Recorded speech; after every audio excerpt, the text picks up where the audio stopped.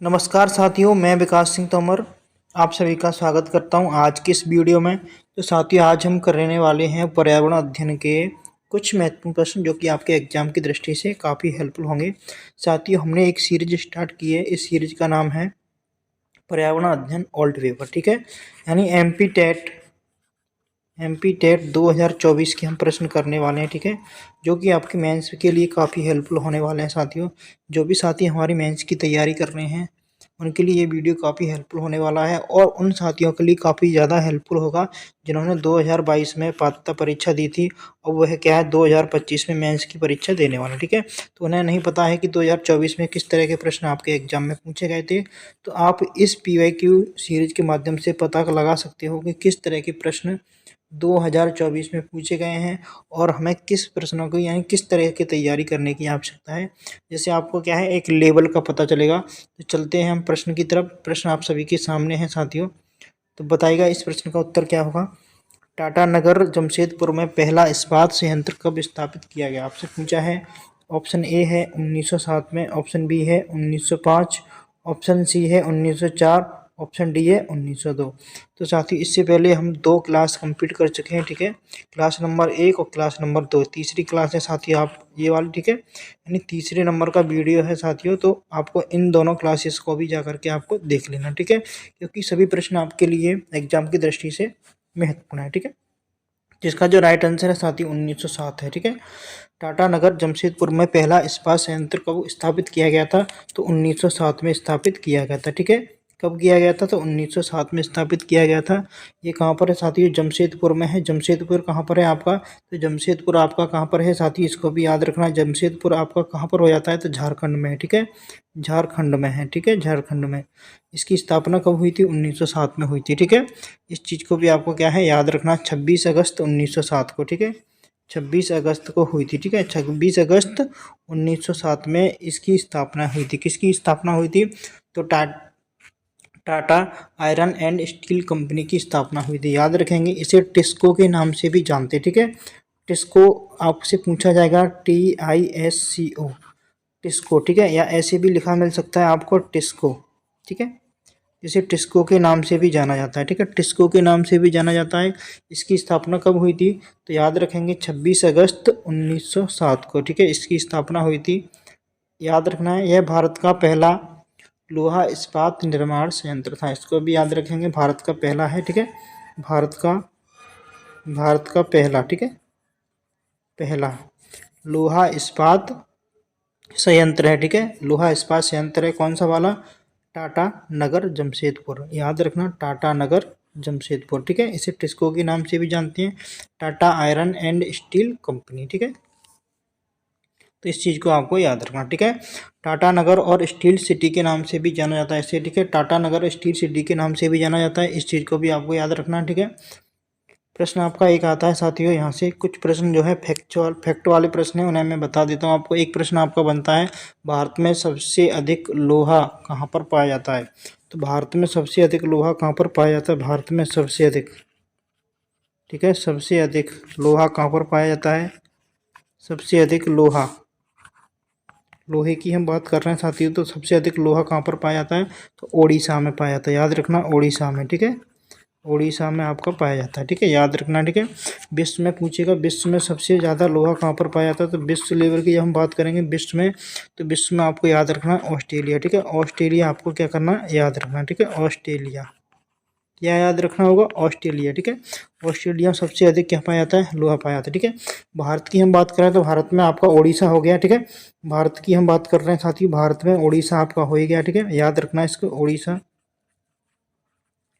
उड़ीसा को याद रखना। उड़ीसा के बाद दूसरे नंबर पर आपको याद रखना है झारखंड, ठीक है, झारखंड, इसको भी आपको याद रखना है झारखंड, ठीक है। कभी कभी क्या है झारखंड भी ऑप्शन में आपके आ सकता है, तो झारखंड को भी आपको याद रखेंगे, ठीक। झारखंड के बाद आप छत्तीसगढ़ को भी याद रखेंगे, ठीक है। छत्तीसगढ़ में भी लोहा पाया जाता है, छत्तीसगढ़, ठीक है, छत्तीसगढ़, और छत्तीसगढ़ के साथ साथ में कर्नाटक, ठीक है, कर्नाटक को भी आपको याद रखना है, कर्नाटक, ठीक है। सबसे पहले नंबर पर आपको ऑप्शन में मिलेगा उड़ीसा, उड़ीसा नहीं मिलेगा तो आप झारखंड लगाना, ठीक है। और झारखंड भी नहीं हो तो छत्तीसगढ़ को देखना, छत्तीसगढ़ भी नहीं हो तो कर्नाटक, ठीक है। इस तरह से आपको याद रखना, ठीक है। तो भारत में सबसे अधिक लोहा पाया जाता है आपका उड़ीसा में। वेस्ट में बात करेंगे तो ऑस्ट्रेलिया में पाया जाता है, ठीक है।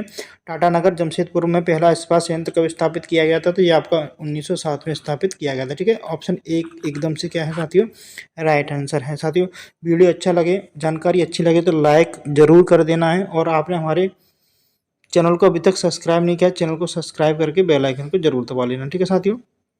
तो पहला प्रश्न हमारा हो चुका है, नेक्स्ट प्रश्न की तरफ चलते हैं।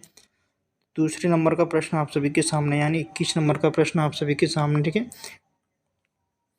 तो लकड़ी के अधूरे जलने से कौन सी गैस उत्पन्न होती है। प्रश्न काफ़ी साथियों अच्छे हैं, जो कि आपके क्या है पेपर में आए हुए प्रश्न है, तो लेवल आप समझ ही सकते हो किस तरह का हो सकता है, ठीक है। तो कार्बन डाइऑक्साइड हो गया, नाइट्रोजन है, ठीक है, नाइट्रस ऑक्साइड, SO4, CO यानी कार्बन मोनोऑक्साइड। तो आपको बताना है लकड़ी के अधूरे जलने से कौन सी गैस उत्पन्न होती है। तो जब लकड़ी हमारी जलती है ना, अपूर्ण दहन बोलते हैं, क्या बोलते हैं साथियों, अपूर्ण दहन। तो अपूर्ण दहन होता है ना किसका, अपूर्ण दहन होता है लकड़ी का, ठीक है, दहन। तो इसमें कौन सी गैस निकलती है, CO, ठीक है। कौन सी गैस निकलती है, CO। आपको याद रखना है CO गैस निकलती है, इसका क्या नाम है, तो कार्बन मोनोऑक्साइड। इसको याद रखेंगे, कार्बन मोनो ऑक्साइड, ठीक है, इसका नाम है। ये गैस निकलती है, ठीक है, किससे निकलती है, तो अपूर्ण दहन से निकलती है, ठीक है। कौन सी अपूर्ण दहन से कौन सी गैस निकलती है, तो कार्बन मोनोऑक्साइड गैस निकलती है, ठीक है। याद रखेंगे लकड़ी के अधूरे जलने से, ठीक है, लकड़ी के अधूरे जलने से कौन सी गैस निकलती है, कार्बन मोनोऑक्साइड गैस निकलती है, ठीक है। अब एक प्रश्न आता है, लकड़ी के जलने पर कौन सी गैस निकलती है। ये तो अपूर्ण दहन यानी अधूरी लकड़ी जलने के निकलती है, ठीक है। जब पूर्ण लकड़ी जल जाएगी तो कौन सी गैस निकलेगी, ठीक है। तो याद रखना लकड़ी के जलने पर गैस कौन सी निकलती है, तो CO2 निकलती है। याद रखेंगे CO2 गैस आपकी निकलती है, ठीक है। CO2 गैस के साथ साथ में कौन सी निकलती है, जल वाष्प, ठीक है, इसको भी याद रखेंगे, जल वाष्प। CO2 गैस निकलती है, जल वाष्प, और जल वाष्प के साथ में आपका क्या निकलता है, CO, ठीक है, CO भी याद रखेंगे, ठीक है। ये क्या है, अपूर्ण लकड़ी, जब जैसे लकड़ी पूरी नहीं जली होती है, कम जली होती है, उसमें से अपूर्ण दहन में कौन सी निकलती है, CO निकलती है, ठीक है। लेकिन पूर्ण दहन में भी कौन कौन सी गैस निकलती है आपकी, सबसे अधिक निकलती है कार्बन डाइऑक्साइड, ठीक है, याद रखेंगे, जल वाष्प, और फिर क्या है, कार्बन मोनोऑक्साइड, ठीक है। अब कार्बन मोनोऑक्साइड एक ऐसी गैस है, कैसी गैस है, तो इसे बोलते हैं विषैली गैस है। इतनी विषैली गैस है साथियों, यदि हम सांस लेंगे तो हमारी क्या है, श्वसन तंत्र है ना, उसमें क्या है, सांस लेने में दिक्कत आती है, और इतनी खतरनाक है कि इस गैस के माध्यम से मृत्यु भी हो सकती है, ठीक है। इंसान की क्या हो सकती है साथियों, मृत्यु तक हो सकती है, ठीक है। याद रखना, इस गैस के कारण क्या हो सकती है, मृत्यु भी हो सकती है। इसलिए इस गैस को क्या बोलते हैं, दम घोंटू गैस के नाम से भी जानते हैं, ठीक है। याद रखना, इस गैस को क्या कहते हैं, दम घोंटू। कौन सी, CO। कार्बन मोनोऑक्साइड गैस से क्या बोलते हैं, दम घोंटू गैस भी बोलते हैं, ठीक है, दम घोंटू गैस के नाम से भी इसे जाना जाता है, ठीक है। जानकारी साथियों अच्छी लग रही है तो लाइक अपने दोस्तों के साथ में शेयर जरूर करना है, और हमारा जो टेलीग्राम चैनल है V4 स्टडी का, ठीक है, इसको क्या करना है, आपको ज्वाइन कर लेना, ठीक है। यहाँ पर आपको क्या है, टेट से संबंधित यानी जो PYQ आपके चल रहे हैं ना, इसी से संबंधित क्विज होती हैं, ठीक है। तो क्विज के माध्यम से आप क्या है, अपनी प्रैक्टिस कर सकते हो।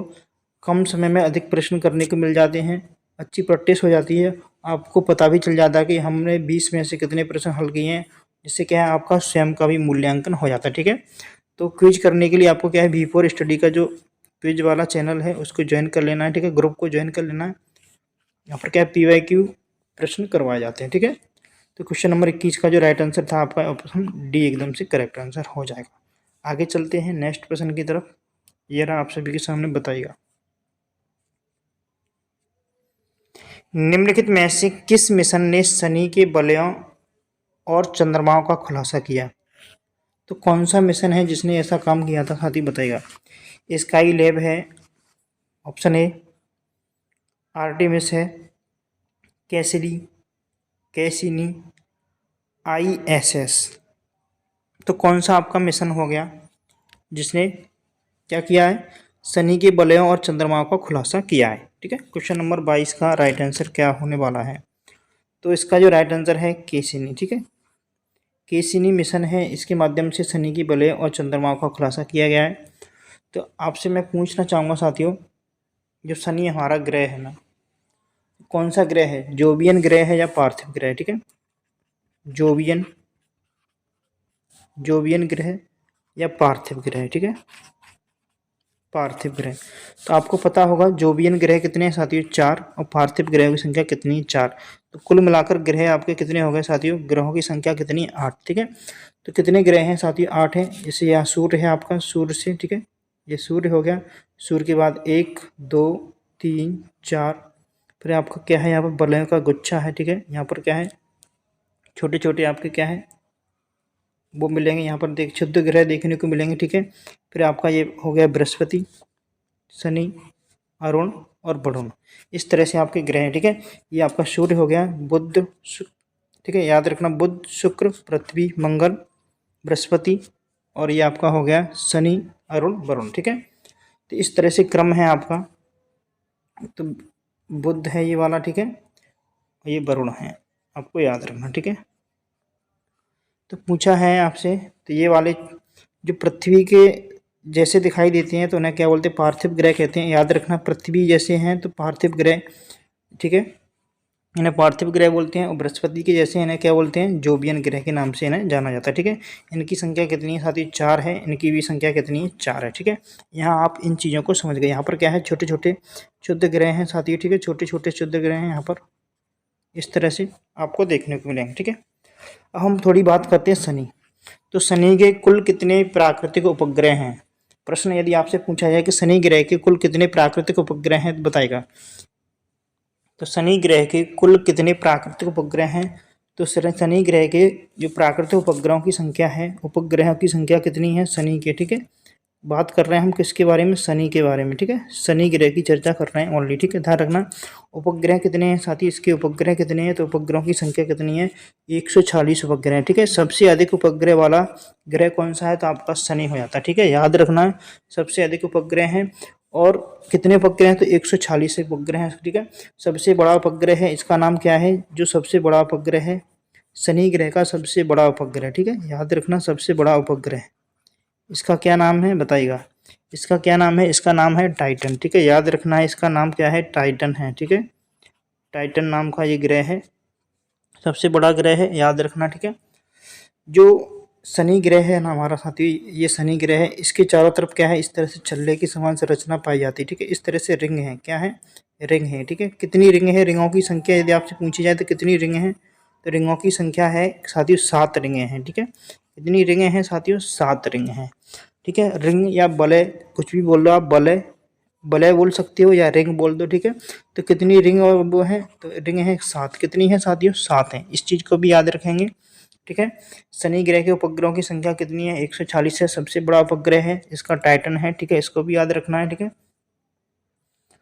इसका रंग आपसे पूछा जाए शनि ग्रह का रंग कैसा है, तो रंग भी आपको याद रखना है, रंग कैसा है, आपको रंग है इसका साथियों नोट कर लेना है आपको। ठीक है, रंग कैसा है, काला सुनहरी रंग है इसका। ठीक है, याद रखेंगे, काला सुनहरी, काला सुनहरी, सुनहरी। ठीक है, काला सुनहरी इसका रंग है, इस चीज़ को आपको याद रखना है। ये सारी जानकारी साथियों आपको याद रखना है, कॉपी पेन लेके लिख लेना। ठीक है, आपसे पूछा जाता है जो शनि ग्रह है ना, उसकी वलयों की संख्या कितनी है, तो 7 है, याद रखेंगे। वलय जिस ग्रह है, ग्रह के चारों तरफ क्या है, इस तरह से छल्ले के समान संरचना पाई जाती है। ठीक है, जैसे आपने देखा होगा, आकाशगंगा देखी है, आकाशगंगा का आकार कैसा है, सर्पिल आकार है, आपने पढ़ा भी होगा।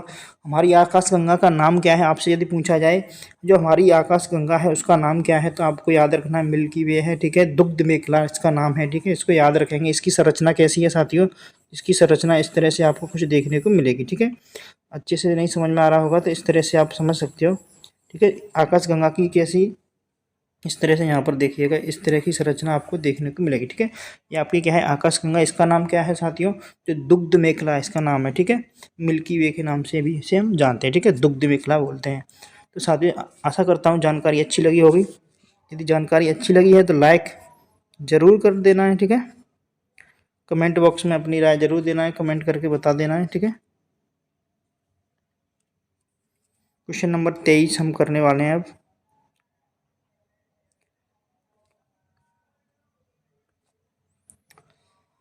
शाकाहारी जानवर जो केवल फल खाते हैं क्या कहलाते हैं, बताइएगा। जो शाकाहारी हमारे जानवर होते हैं क्या खाते हैं, केवल फल खाते हैं, क्या कहलाते हैं। कीटभक्षी कहते हैं, फुग फुग्रीवोर बोलते हैं, मांसाहारी बोलते हैं, सर्वाहारी बोलते हैं। तो जब ऐसे जानवर जो केवल क्या खाते हैं, फल ही खाते हैं, क्या खाते हैं, फल, उन्हें क्या बोलते हैं, फ्रूग्रीवोर बोलते हैं। ठीक है, फ्रूग्रीवोर बोलते हैं। ठीक है, याद रखेंगे, फ्रूग्रीवोर बोलते हैं। ये क्या खाते हैं, केवल फल खाते हैं। ठीक है, इस चीज़ को याद रखेंगे।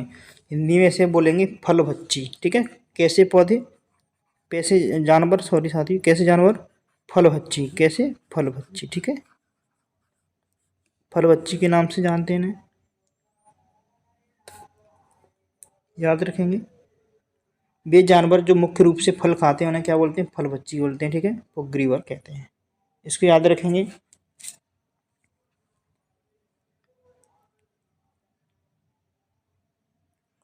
तो साथियों एक सेकेंड,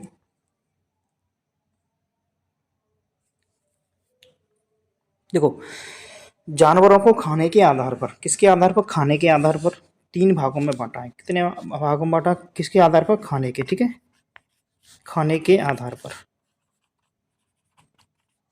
कितने भागों में बांटा, 3 भागों में बांटा है। ठीक है, 3 भागों में। कौन कौन से 3 भाग हैं, नंबर 1 है आपका, ठीक है, शाकाहारी, शाकाहारी। नंबर 2 है आपका मांसाहारी, मांसाहारी। और नंबर 3 है आपका सर्वाहारी। ठीक है, कौन सा, सर्वाहारी। अब शाकाहारी किसे कहते हैं, वे जीव जो क्या है, घास फूस पत्तियां वगैरह खाते हैं। ठीक है, उन्हें शाकाहारी कहते हैं। मांसाहारी वे जीव जो मांस, केवल मांस ही खाते हैं, उन्हें क्या कहते हैं, मांसाहारी कहते हैं। ठीक है, सर्वाहारी ऐसे जीव जो मांस और घास फूस सब कुछ खाते हैं। ठीक है, उन्हें क्या बोलते हैं, सर्वाहारी। तो ठीक है, तो मानव क्या है, तो मानव सर्वाहारी, मानव सब कुछ खा लेता है, मांस खा लेता है। ठीक है, आपकी पत्तियां भी खा लेता है, सब्जियां भी खा लेता है, यानी सारी चीज़ें जितनी भी होती है वो सब खा लेता है। ठीक है, तो शाकाहारी कौन से होते हैं, तो शाकाहारी जैसे हो गया आपका गाय है, भैंस है, बकरी है, ये सारे जीव कैसे हैं साथियों आपके, शाकाहारी। मांसाहारी जैसे शेर हो गया आपका, ठीक है, शेर है, चीता है, ये क्या है आपके मांसाहारी जीव है। ठीक है, इस तरह से आप इन्हें पहचान सकते हैं। ठीक है, तो शाकाहारी जानवर जो केवल फल खाते हैं इन्हें क्या बोलते हैं, इन्हें हम बोलते हैं फलभक्षी बोलते हैं। ठीक है, याद रखेंगे। कीटभक्षी के बारे में आप सभी ने पढ़ा होगा साथियों, तो कीटभक्षी के बारे में थोड़ा विस्तार से हम जान लेते हैं। कीटभक्षी पौधे कौन से होते हैं, क्या होते हैं, कैसे होते हैं। ठीक है, तो कीटभक्षी किसके बारे में बात कर लेते हैं, कीटभक्षी। कीटभक्षी क्या है, देखो वे पौधे होते हैं जो कीटों और अन्य छोटे जीवों को क्या करते हैं, फंसा करके खा जाते हैं। ठीक है, वे जीव जो छोटे जीवों को क्या करते हैं, फंसा करके खा जाते हैं, ऐसे पौधे होते हैं। ठीक है, जो जीवों को क्या करते हैं, अपने अंदर फंसा करके खा जाते हैं। किसके लिए खाते हैं, ऐसा ये क्यों करते हैं, तो अपने पोषक तत्वों की कमी को क्या करने के लिए, पूरा करने के लिए ऐसा करते हैं। तो किस चीज़ की कमी को पूरा करने के लिए ऐसा करते हैं, तो नाइट्रोजन। ठीक है, याद रखना, नाइट्रोजन की कमी को क्या करते हैं, ये पूरा करते हैं। ठीक है, तो नाइट्रोजन की कमी को पूरा करने के लिए ये क्या करते हैं, कीटों का भक्षण करते हैं। ठीक है, कीटों का क्या करते हैं, कीटों का भक्षण करते हैं। ठीक है, कीटों का भक्षण करते हैं। ठीक है, क्या करते हैं, कीटों का भक्षण करते हैं, इसलिए इन पौधों को क्या बोलते हैं, कीटभक्षी पौधे कहते हैं। ठीक है, इनके एग्जाम्पल हैं आपके, जैसे पिक्चर प्लांट आपका हो गया। ठीक है, कीटभक्षी पौधा है पिक्चर प्लांट। ठीक है, नोट कर लेना है आपको साथियों इनके नाम, पिक्चर प्लांट है, क्योंकि एग्जाम में यहाँ से प्रश्न आपको देखने को मिलेगा ही मिलेगा। ठीक है, नेपेंथीज हो गया आपका। ठीक है, नेपेंथीज हो गया। ठीक है, नेपेंथीज। ठीक है, ये भी एक क्या है, कीटभक्षी पौधा है। ठीक है, याद रखेंगे। कोबरा लिली है। ठीक है, याद रखना, इनके नाम आपको याद रखना, क्योंकि अब एग्जाम में आपसे नाम ही दिए जाएंगे, आपसे पूछा जाएगा इनमें से कौन सा कीटभक्षी पौधा नहीं है। ठीक है, तो आपको ये एग्जाम्पल क्या है, उदाहरण काफ़ी इंपॉर्टेंट हो जाते हैं एग्जाम की दृष्टि से। ठीक है, पिक्चर प्लांट हो गया, नेपेंथिस हो गया, कोबरा लिली हो गया आपका। ठीक है, कोबरा लिली हो गया। ठीक है, कोबरा लिली। ठीक है, याद रखना, कोबरा लिली, ये नोट कर लेना आप सभी को साथियों। ठीक है, कोबरा लिली हो गया। ठीक है, pitcher plant, Nepenthes, cobra lily हो गया आपका। ठीक है, बाट एक है वाटर बॉट। ठीक है, कई सारे नाम हैं साथियों, बता रहा हूँ, एक सेकंड रुकना।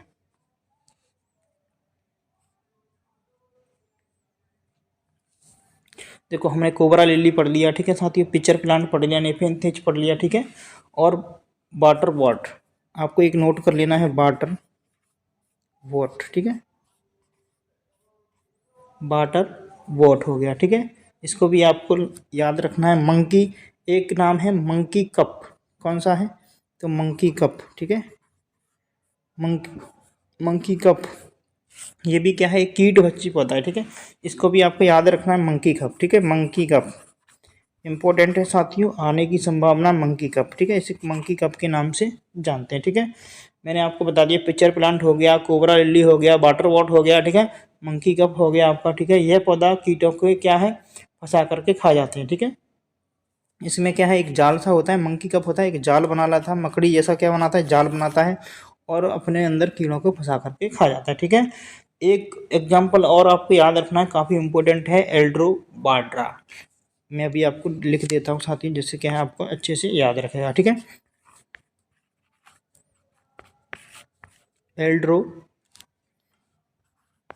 वांडा, ठीक है, याद रखना इसको, एल्ड्रो वांडा, ठीक है।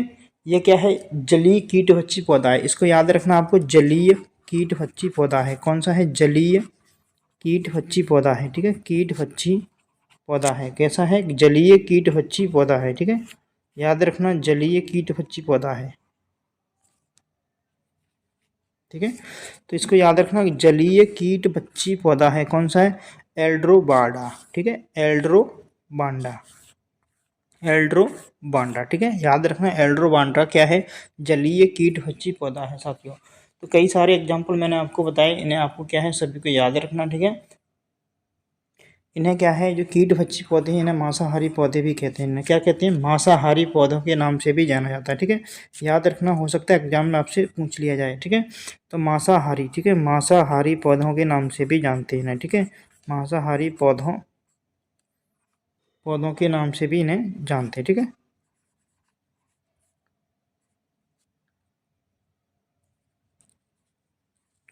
मांसाहारी पौधे के नाम से भी इन्हें जानते हैं, ठीक है। इस चीज़ को भी क्या है आपको याद रखना, ठीक है साथियों। चले आगे अगले प्रश्न की तरफ। ये रहा, परिवार के टूटने के फलस्वरूप बच्चों पर होने वाली प्रतिक्रिया क्या है, बताइएगा। जब परिवार टूटता है तो बच्चों पर कौन सी प्रतिक्रिया आती है, इसके बारे में प्रश्न है, आप सभी से पूछा है, बताइएगा। बच्चों का विद्रोह पर अपना, बच्चों का अंतर्मुखी होना, बच्चों का कुंठित होना, दिए गए सभी विकल्प। तो साथ ही इसका जो राइट आंसर हो जाएगा, दिए गए सभी विकल्प आपका एकदम से करेक्ट आंसर हो जाता है, ठीक है साथियों। जब क्या है, परिवार टूटने के फलस्वरूप बच्चों को होने वाली प्रतिक्रिया क्या है, बच्चों का विद्रोह पर अपना, ठीक है, बच्चों में क्या है, विद्रोह करने की भावना जागृत हो जाती है, क्या, किस चीज़ की, विद्रोह की, ठीक है, याद रखना, विद्रोह की भावना जागृत हो जाती है। बच्चों का अंतर्मुखी, यानी बच्चे क्या है, अपने मन के अंदर अंदर सोचने लगते हैं, ठीक है, मन में ही मन में सोचने लगते हैं, मन मन में क्या करते हैं, सोचते हैं, ठीक है, मन मन में क्या करते हैं, सोचते हैं, ठीक है। अंतर्मुखी होना, बच्चों का कुंठित होना, ठीक है, बच्चे कैसे हो जाते हैं, कुंठित हो जाते हैं, ठीक है। तो उपरोक्त दिए गए सभी विकल्प आपका राइट आंसर हो जाएगा, ठीक है साथियों। तो ज़्यादातर पेडागोजी के प्रश्न हमने नहीं रखे हुए हैं, ध्यान रखना, ठीक है। राष्ट्रीय पर्यटन दिवस कब मनाया जाता है, पूछा है, राष्ट्रीय पर्यटन दिवस कब मनाया जाता है, 26 जनवरी है, 23 जनवरी है, 24 जनवरी है, 25 जनवरी है।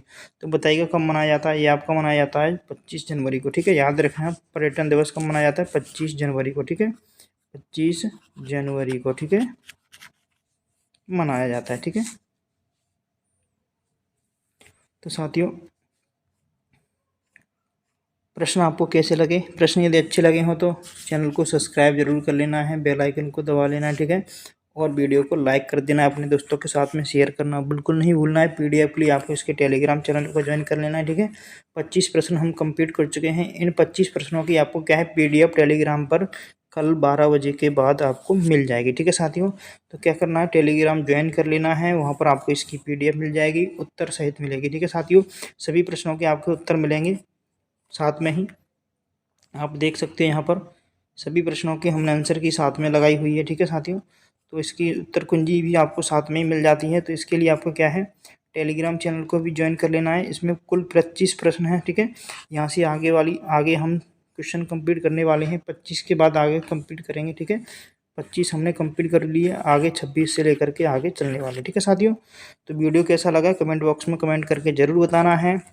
यदि आप इसी तरह के वीडियो चाहते हो तो चाहते हो तो क्या करना है आपको, कमेंट बॉक्स में कमेंट कर देना है, ठीक है। तो मिलते हैं अगली वीडियो में, तब तक के लिए सभी साथियों को नमस्कार, जय Hind, Vande Mataram, thank you for watching.